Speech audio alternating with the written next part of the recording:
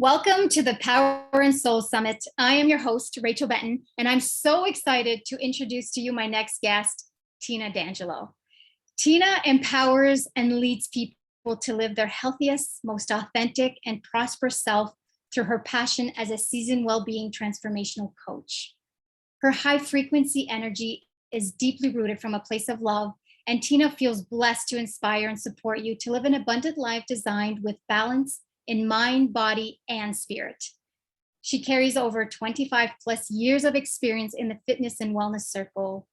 She is the owner of Health Styles Consulting, a versatile consultant, compassionate coach and mentor who embodies and specializes in the areas of corporate fitness and wellness management, transformational self-growth workshops, wellness retreats, group and personal fitness and wellness programs, life coaching, nutrition, yoga, meditation, and mindfulness. I am so excited to have you here, my beautiful soul sister, and welcome to the Power and Soul Summit. Rachel, it's honestly an honor, and thank you, soul sister, for having me here today. I have to say, this is probably one of my favorite topics and one that I love to talk. And you and I talk about this often. And so I'm so excited to share this with everybody. And so where I want to start with our conversation is, can you explain to us what is emotional intelligence? What does that mean? Yeah. Emotional intelligence is the ability to manage and recognize our own feelings and those of others. And why this is so important today is because we've been conditioned not to feel. Research is showing that we will even we'll distract, we'll suppress, right? Not to feel. And the richness of being human is not a critical, deep conversation, but it's connecting emotionally. And I think, Rachel, you and I have experienced what it is like to connect deeply on an emotional level, heart to heart. Yes. Oh, yes. I agree with that. I'd like to say, though, this is making a lot of headway. We see with entrepreneurs, with leaders and corporations, and it just not only impacts us professionally, but we're realizing that it is the number one differentiator of success. And so what we thought once was intellect, right? And what we call IQ, it's actually EQ. Emotional intelligence is the biggest predictor of success. And that just transfers over into all areas of our life, to our health, in our relationships, and our careers. Yes, I love that. And I always say, and this is something I say to my clients often, is how we so live in our intellect, in our mind. And a lot of the times we just need to stop living from here and just drop down into our bodies, into our emotional system to see how we're feeling, because that's what's guiding us. That's what's attracting. That's so powerful. And so I'm so excited, like I said, to have this conversation with you. And so where in your life, I want you to share your journey. How have you experienced emotional intelligence on your journey? Well, it's interesting what you just said, is that if we drop out of our heads and we're on autopilot, we're in the rat race, and, for a lot of people, and to come into to feel, because your emotions are your inner guidance system. It's the feedback system. And I truly believe that all these emotions are there to help you. They're actually there to help you. And so it's really interesting. I say living in the rat race because that's where I started. And it took me almost until last year to uncover maybe the final layer, but to understand that I had this unconscious belief to work hard, and working harder was better, because I came from a family that immigrated to Canada, and that you do work long hours, that in order to get ahead, you need to have money and financial gain. Mm-hmm. And so in my 20s, when I started my career, it was very physical, in fitness. And I was in the best shape of my life. I was competing nationally in sport aerobics. I was the program director of a commercial health club. My nutrition was stellar. There was no sugar, all those things that we know physical well-being, right? To optimize health. But I didn't realize in my 20s, I was hit with a burnout. And it was this deep of not fulfillment, the emotion of just doing and not being and not really enjoying, but thinking I had to get ahead, but suppressing that and going into a burnout and being on the couch for 3 months. And then it was just get back up. You have a family. We had our daughter. And then again in my 30s, I went from being employed to being totally self-employed at this point. I took the big step. And in that whole era, what happened is I threw out my back.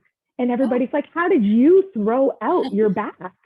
And it was kind of funny, right? Because strength, stability, yoga, eating well. And, it was this chronic back. And then I actually strained, ligaments and muscles. And again, get strong, get back up, go again. And then, I experienced the loss of my dad at 39. And I only took a week off work. And I didn't want to feel those emotions. And so I'm back at work, I do 12-hour days. And next thing you know, the year after, I ended up with a fistula, an anal fistula, which is the most painful thing I think I ever had to endure. But it wasn't until things just kept coming up, and through my yin yoga teacher training and through understanding Chinese medicine and acupuncture, that I realized the mental emotional connection, and not working with that, how it showed up in a physical manifestation. And so when you look at all the things that happened, the burnout, the back, there was a loss there, which is a little different. And then the anal fistula, it was all based out of one of the most disabling emotions, fear. And, this is fear. That was fear. I am not fear. Yes. But it was like the aha moment. And it was just like, okay. And then I found coaching work, and I got into the work of Louise Hayes.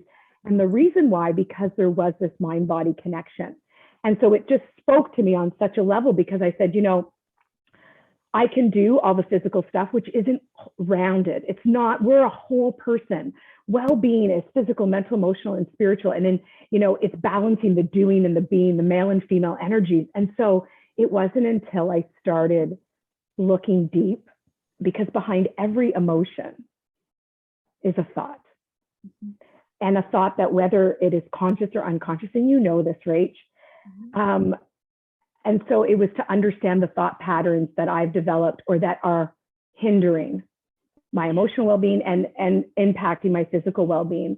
And so this is what we call mind-body connection. And it's becoming empowering, because people have the ability to heal. Mm-hmm. Yeah. And so that's my story. And that's my story. I love that. And just, I did not know that all about you. And so it's good. It's good to find all these things out. But what's really interesting, though, it's to see the nudges, right? How you were being nudged a little bit. And I'm sure there's other things that were going through in your life as well as you're going through this, but you were being nudged, and you weren't listening to that nudge, because that's not how we were taught. We weren't taught to listen to our body's messages and what's going on. And so you were being nudged, and then a little more, and then a little more, and then a little more. And then when you're not really listening, this is when the big things come out. And then you have no choice but to stop and to look. And even the burnout that you have, I've been through a burnout as well. And it's not pretty. It's not fun. One of the worst things that I've ever gone through. But it's a big wake up call to your lifestyle and how you're living, and to stop rushing and, like you were saying, living in the rat race, to actually come back to you, to the center of you, and to connect back with your body. Because I always say this to my clients, to everyone, our bodies are always talking to us. We just need to listen. So how does someone start developing, building a relationship with their bodies, with their emotional intelligence? What do they need to do? Well, the first key to any change is awareness. And so it's it's key to be aware, to recognize, because we can't even start to change. And then there's that willingness, right? And so as I talk to my clients, it's, you know, change, growth is on the other side of fear, and it's going to look a little uncomfortable. But what's really interesting with emotions, our emotions are nothing but energy in motion. And so when we actually decide to meet them with love and grace, we can start to move through them and release them, and then develop as well a new thought pattern. So, you know, basically the first step, and let's maybe talk about this, and then maybe let's go through a little session of how we feel today, because do we ever really ask each other, how do you feel? It's how are you, what's going on, but how do you feel? What's the emotion, right? And to be in a safe, vulnerable place to even share that, right? And to start to have these authentic conversations. So the first step is to recognize the awareness. And so if we think of your emotions like a feedback system, you know, we are meant to feel peaceful and joyful. There's moments of, you know, adversity and heartache and what I like to call struggle, but we are not meant to suffer. That is, you know, an illusion of our mind and where we get off track. So when we are not feeling good, that is the first pause to go, what's going on? And so if you can slow down enough to be in present moment to go, what is this feeling that I'm feeling? What's going on? And then to lean into it, to breathe into it, right? Yeah. And to understand, because behind every single emotion is a thought. So the thought happens first. And so you could be in interaction with someone and there's a trigger. Someone has said something to you. You're not smart enough. You're not able to do this, right? And so the emotion that would come up might be anger in that moment because I'm feeling wronged, right? Because every emotion has a story. It's there to help you. So I know anger means I'm wrong. I've been wronged, right? Yeah. And then basically to go, okay, what's my thought behind that? To lean into it, to just hold it, because if we just pause and hold and even breathe into it, we give emotions less energy. We can also sometimes, you know, especially when we're dealing with anger, it could be feeling it, but also releasing it. And that can look like journaling. It could look like external breath work. It can look like something really physical, right? And then it's to end that practice, because we know with loving kindness, with self-acceptance and unconditional self-love, because that is really the miracle cure to help heal some of these triggers, these wounds that we don't even know about. So really your emotions can start to allow you to understand where you are off in consciousness, right? So to me, when we look at the disabling emotions, and in the Heal Your Life work, there's 4 disabling emotions and patterns. There's fear, there's anger, there's criticism and judgment, and then there's shame and guilt. And so these are our major patterns, so that we can start to understand where it's coming from. So yeah, like, do we have some time to maybe to walk us through? Absolutely, I'm excited. Let's do this. Okay. So for those of you listening and watching, I'll invite you to get comfortable, whether that's in your seat, or maybe even just want to take a moment to come into presence and lie down. And so Rachel, I'll ask you to just close your eyes, and invite everyone else here to close their eyes. And just start to be aware of your senses as we come into presence. This might be new for some of you. Just acknowledge the seat supporting you in the here and now. Knowing you're safe and divinely guided and protected in this moment. And just start to hear any other noises. Acknowledge them. And then I invite you to start to find your breath. Feel into your breath.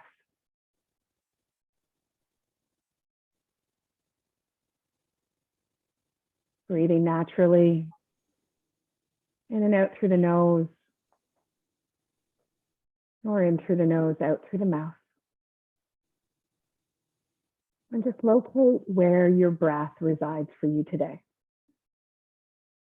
Can you find this place in your body?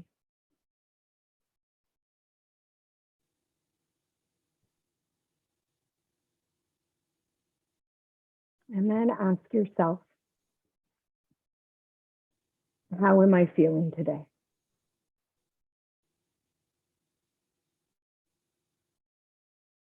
Not judging the emotion, whether it's a disabling one or an empowering one, but acknowledging this feeling. And then let's shift the wording around this feeling and say, this is, and name the feeling. Detach that you are not this feeling, that it is merely outside of you. And just in your mind's eye, visualize yourself holding this emotion. And ask yourself, what's the thought behind this feeling?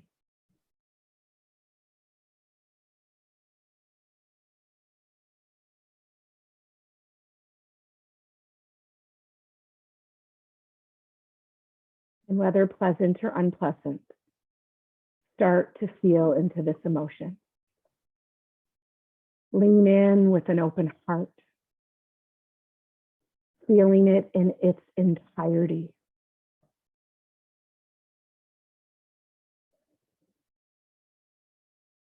Start to notice whether it is having less power over you, or maybe it's just filling you, depending what's there for you today.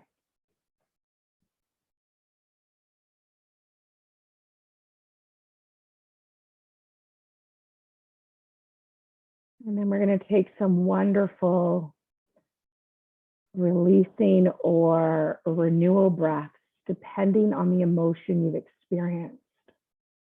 And so there'll be a big breath in, and if this emotion was disabling, I'd like you to have a big out through pursed lips, excuse me, releasing.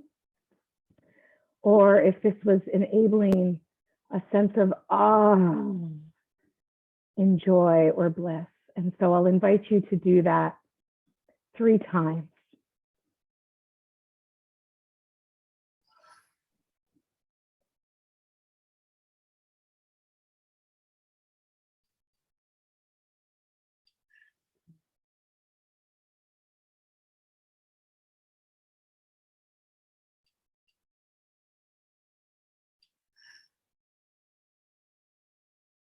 And the eyes closed.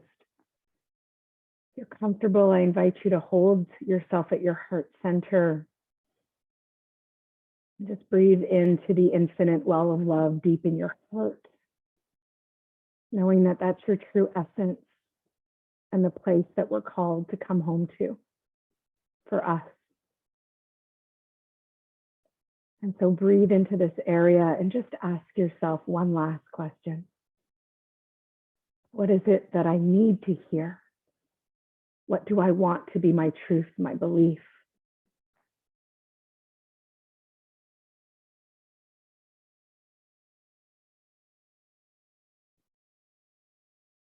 Affirm that with calm, with confidence and clarity 3 times.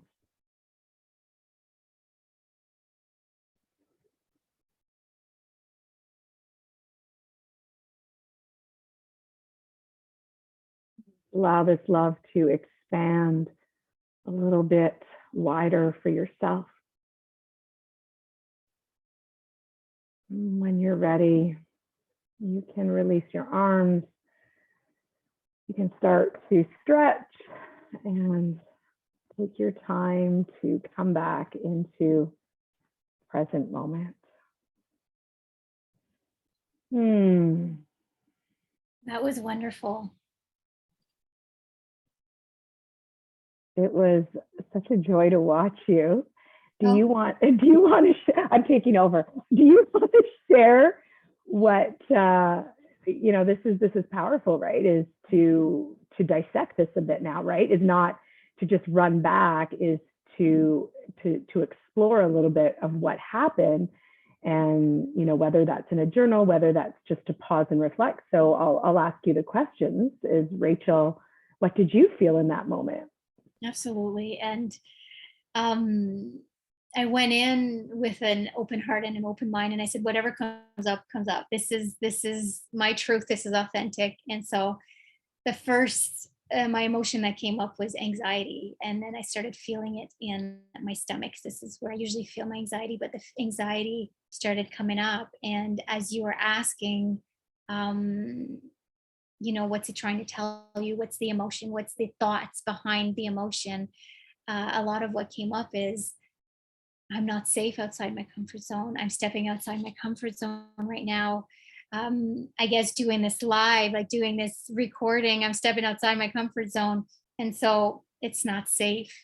And that's what kept coming up. It's not safe. And a part of me just chuckled at this because I have been doing the work for a while now. And so it chuckled at me and said, but Rach, you're safe. Like, you are in a safe space. I'm in my office. I'm safe here. I am with one of my soul sisters. I'm safe. I'm being supported. I'm being held. And so that's what kept coming up. But that anxiety was there. And yeah, the fact that I was stepping outside my comfort zone and not feeling safe outside my comfort zone is what was coming up. And then breathing into it. And like I said, I was chuckling a little because I've been doing the work, but breathing into it and just holding it. And I think that's so important. And one of the most important parts too is to hold it. It's to acknowledge it. And that's exactly what I was doing. I was acknowledging, giving it a voice, being with it. And then it just started subsiding, and the anxiety turned into peace. And as I was breathing it out, because I wanted to make sure that there was not any residence of it, right? So I was breathing it out to make sure that the rest of it was coming out, and so that I can really let the peace take over in my body. And that's exactly what happened. And I couldn't help but smile as I was just coming out of it, just because that peaceful feeling, that grounding feeling that I'm here, and that I do have these emotions that pop up when I am being pushed outside my comfort zone, but that I have, and that now you all have the tools to be able to just be with yourself. And like you were saying earlier, Tina, just lean into it. And this is how you lean into it. You acknowledge it, you give it a voice, you give it attention, so that it just needs to subside. And sometimes that's all it needs. But this was wonderful. Thank you. And Any thoughts to what I just said? Okay. Oh, I mean, just beautiful. First of all, like, to be authentic, right? And to be vulnerable for all our viewers today, because this allows people to start to open up. Because you're right, like, feeling into ourselves is new for a lot of people, right? It's not something we learn in school. I think they're starting. My nephew's starting. Oh, good. But yeah, but the thing is too, is we want to experience happiness, joy, love, gratitude, appreciation, bliss. These are our empowered feelings. Like, who doesn't want to feel that? But unless you acknowledge the disempowering emotions, you cannot physically raise up your vibration if you're always. And so these are the three ways I'd like to share that we dysfunctionally handle our emotions. And so this is what happens. If you don't feel it, we either deny it, and sometimes it's a denial that is conscious. A lot of times people don't even realize what they're feeling because they've never been taught this skill. And so a lot of times you see that as humor. And so, again, back to emotional intelligence, to be able to understand emotions, other people's emotions, especially, our families, our friends, and if you are a leader, right, in business. So that's really, really important, that you understand. People could deny, we suppress. So we know it, but we shut up. And that is where the manifestation of physical ailments happen. Yeah. And, there is really, when I talked about the four, main disabling emotions, the two biggest ones are fear. And so we'll see that a lot in pain in people. And then we see what we call anger. And we see that in growths and tumors and cysts, right? Yeah. I even have a client now with like a burning mouth syndrome, right? And that's all anger and rage. And that's been suppressed for 40 years. Yeah. Really interesting. And so, and then the other way to deal with emotions is we express them, right? And we meet them. And so Yeah, it's like anything, like you just said, lean into what's not comfortable, what's new, right? And so that is part of our evolution, is to grow and change. And the richness is, in order to get to those higher emotions, it's going to feel a little bit uncomfortable. But if you can trust, right, this is our spiritual health, that you're always being guided to that higher self, and that joy, appreciation, love, bliss. This is what is the gift for you. This is your way back home. This is where we were born, right? And so we have been conditioned. Our brains have been, it's an illusion. It's a control of a hijack of our brain, literally. Yeah. And I want to pause here, and I want to share something with you guys. And I think because some of you will resonate. And so Tina and I had a conversation over a year ago where, I don't know if you remember this, but we were talking and you had your first yin yoga. You took somebody else's yin yoga class for the first time. And you said to me, Rach, I feel blissful. I feel so much bliss. And I remember you telling me this, and you and I've talked about this, but I sat back and I'm like, I don't know what that feels like. Like what you're talking about, what you're experiencing, what you're expressing to me, I have no idea what that feels like, what she's talking about. And so I went on my own quest. I went on to research my own emotions because I want to feel that. I wanted to feel bliss while I was doing yoga. I wanted to feel that. And so I went on a quest, and what Tina was saying about, we suppress these emotions. A lot of the times we avoid them.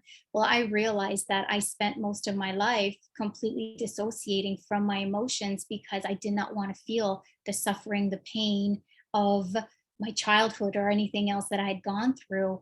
And so in the last year, and if you're following me, you know this because I've been very open about it, but I have been on this quest to reconnect to these emotions within me because I want to feel blissful.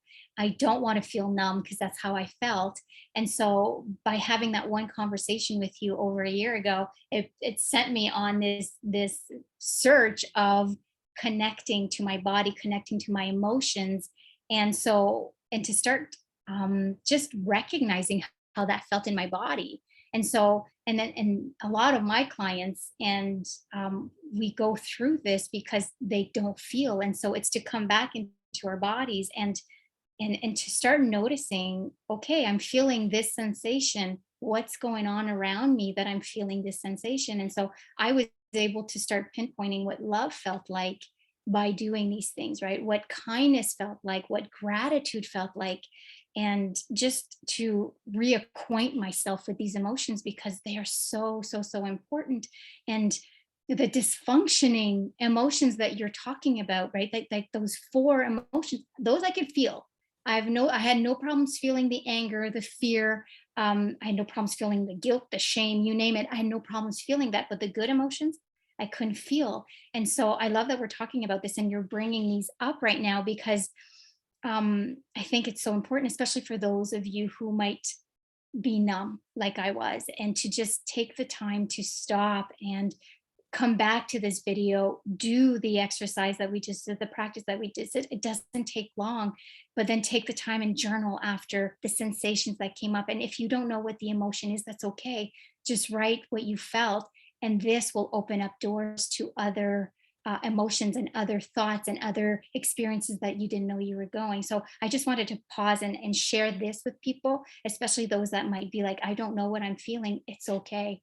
Just take the time though, give yourself the space to do this practice, to do this exercise so that you can start feeling and sensing what is going on. And so you talk a lot about anger, and I want you to explain too, because you and I have learned this, but anger and sadness. Can you talk about the correlation between the two? Yeah, so they're really like the same emotion, but it's kind of like the flip side of the coin, right? And so, there's been maybe a stereotype, that men are angry and women are sad. And that's not the case, right? I think we've been taught that it is okay more for maybe a male to express anger, and for a female, it's not looked upon. but they're really the same emotion. And, you know, anger though reveals to us, right, that we've been wronged, right? We've been rejected. Whereas sadness is usually sometimes there's a loss or there's a detachment happening. And so, you know, either of them can reveal a lot to us, but they really are the same emotion. Interesting enough, though, we carry it in different places in our body. So sadness, when you look at the meridians of the body, which is based on yin yoga and Chinese medicine, we tend to carry a lot in the heart and lungs and shoulders. And that might show up with a lot of congestion and bronchitis, right? And so, you know, another way is to physically show up to be doing exercises that stretches that allow us to stimulate these meridian lines of the body to help us feel and move through and balance out these emotions. I think it's just profound. Whereas anger tends to be stored more through the inner hips and groin, right? And so, you know, you might have a tightness there. The anger is also tied in with the liver. So, you know, you can see sometimes when people come to me as a trainer and well-being coach, you know, they've got tightness, they've got a sluggish liver, they're not detoxifying their body. And so it's all related, right? So it's pretty interesting that they're the same emotion, but they're stored in different areas. And a lot of people will revert more to sadness because it's more acceptable. Yeah. Right. Yeah. And it's what we know. I think it's what we know. And so let's talk more about that, stored in your body. So talk about these emotions and why it's so important to release them, to let them go, to just move through. Yeah. So, like, we are energetic beings, right? Energy moves. And so when I said earlier, an emotion is nothing but energy in motion. So if you're suppressing and denying and holding on, bottling up these feelings, it will sit in the body and it will show up in the body. And so, you know, again, we're whole, and there might be a physical, you know, I've pulled my shoulder, but maybe that area was weak, or I've gotten a cold because I am experiencing extreme grief or loss, and now I've weakened my lungs, right? So it's important to check in regularly, just like we check in and do our physical fitness. I always say your mental and emotional fitness is something to do every day, right? Otherwise we do. And so I'll just like kind of like the fun ones I always like to say, you know, is the colds and everything, right? Is a lot of sadness. You know, upper back pain, you know, we correlate it to not feeling supported. So that might be like loneliness and isolation, which kind of ties in with sadness, right? Yes. And I was saying early in our conversation, like fear. And so fear is all lower back. And it's usually tied into a lot of financial scarcity and lack, which was really interesting. Headaches, such a big one, right? Yeah, like headaches, right? Yeah, there's definitely an emotional component. There's definitely a tightening of the shoulders and being on the computer, but it's self-criticism. It's fear. It's not loving ourselves. So, you know, the body's messages can teach us so much where to start our healing journey. And then, you know, expanding that by working with a coach. Yeah. And I find that is such a great way to start. It's to do a scan. And I know you do that with your clients too. And it's to do a scan through your body and to see where the tension is, where you're not comfortable, where's the pain, and then to do a little more research as to what is that area correlated to, right? Like you were saying, that headache goes with self-criticism. I know legs are because you're afraid to move forward, right? There's a bunch that I know because I go through it as well, but it's to do a little more research to see what the emotion is attached to it, and then how is this affecting you in your life, and what are you suppressing, or what are you not looking at that's making you feel like that? Yeah. And, you know, I think the biggest thing is, you know, especially, you know, living in the era that we live, you know, people's emotions, they feel are because of their circumstances. Yeah. And, we are the creators of our reality in our life. And that's so empowering. And it's never about the circumstances, it's about the thoughts of the circumstances that create these emotions. Yeah. Yeah. Yeah, absolutely. Right. Oh, that's so good. Say that again. That's so good. Yeah. Our emotions aren't about our circumstances. They're about the thoughts of the Yes. circumstances in our life. So Oh, it's only a thought. A thought can be changed. Every thought, is it true? Or is this the conditioning? Is this the belief? And that we have this power, through acknowledgement and through affirmation and repetition and rewiring and neuroplasticity to change. yeah. Like, to me, it's like, okay, sign me up. Like, I'll do the work, right? Exactly. It's like if you're giving a new life, like you have those choices, you have that power. And so, yeah, I'm in, sign me up. Right. Yeah. Yeah. Yeah. Yeah. So was there anything else you wanted to share with us before we wrap it all up? Anything else come to mind? I'd just like to say, we use this catchphrase stress, right? Like, I'm stressed, I'm busy. And, someone who is emotionally intelligent can be calm and compassionate through any stressful circumstance, right? And so that is where the power of doing this type of work is, that we then can create and not fall into what is so-called normal. Yeah. And to be the change that we are willing to see. This is, I really believe, 20, 25 years ago when I was in the weight room for the first time, there wasn't many people in the weight room. There wasn't many women in the weight room. A mental emotional fitness, as I like to call it, is in its infancy. It really is, but it's being called right now, right? Yes. And so it's to start to lean into there, because we're going to look back, Rach, in 20 years and be like, oh my gosh, right? Like, here it is. So get on board. Right now, you guys can come back to this conversation in 10 years from now, but get on board. Absolutely. Thank you so much. This was such an amazing conversation. Where can people find you and more of what you have to offer? Yeah, so you can find me at healthstylesconsulting.com. That's my website, and you can get access to LinkedIn, to my Facebook page, or Instagram. So it's healthstylesconsulting.com. And there'll also be an opportunity if you want to maybe do a little bit of an assessment. And, I always feel an assessment allows you to maybe get out of your head and not so defensive, to find out where are you coming in at. There'll be definitely a package with some tools for you, an assessment, where to start. And so that's available too. If you go to my website. Yeah. I love that. What a great tool to just get people to do, like you said, an assessment, an audit of where you're at and where to start moving forward from there. And all of this information is going to be below the video. The links will be there.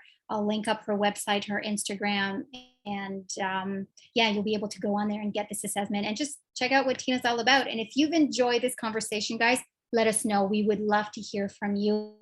We would love to hear how you did with the practice, what came up for you, and how you were able to potentially release the emotions that you were going through. And so thank you again, Tina, for being here and for sharing your heart with us. Much gratitude to you, Rachel. So blessed. And so thank you, everybody, for being here, and we'll see you next time.